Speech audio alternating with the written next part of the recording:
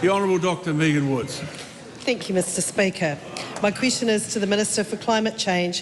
Has he received advice that the science of biogenic methane's impact on climate change is already settled?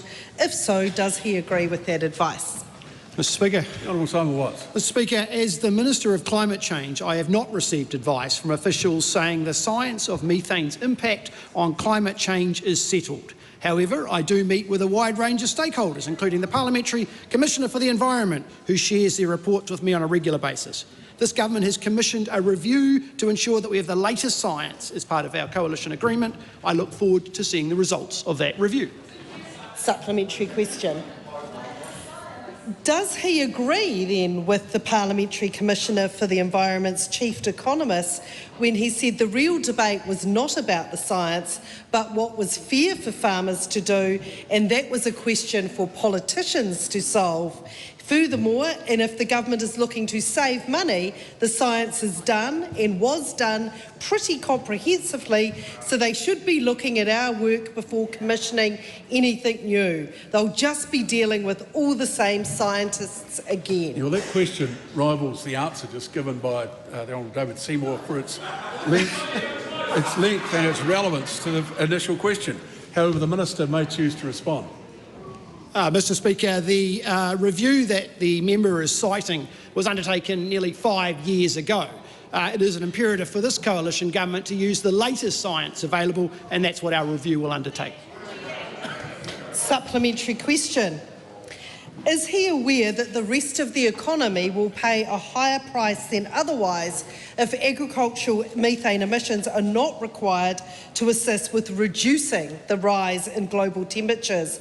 A price that one report has estimated equates to a 1% change in our methane targets will require 40 megatons of extra reductions or removals in long-lived gases, and that will put an undue strain on our economy. Mr Speaker, what I can say is that I'm acutely aware of the significant role that our primary sector plays in driving our economy. And on this side of our House, the coalition government are wanting to work with that sector, not against them, to ensure that the review of methane that they undertake and are part of is based on the best available science.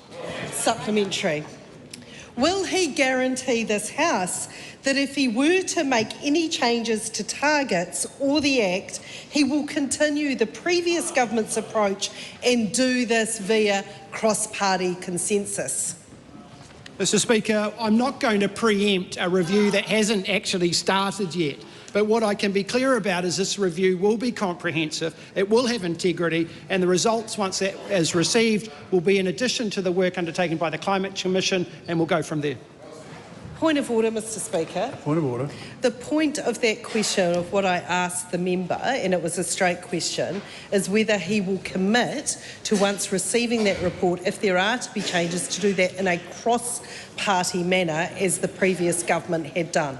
Yes, but you asked him if he would guarantee something that he said is not yet even a decision, and I think that's quite a reasonable answer on his part. Supplementary.